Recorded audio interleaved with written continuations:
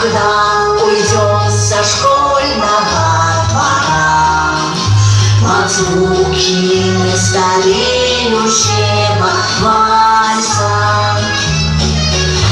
Учитель нас проводит до угла, и вновь назад, и вновь ему с утра. Встречай, учи, и снова расставайся, когда уйдем со школьного двора.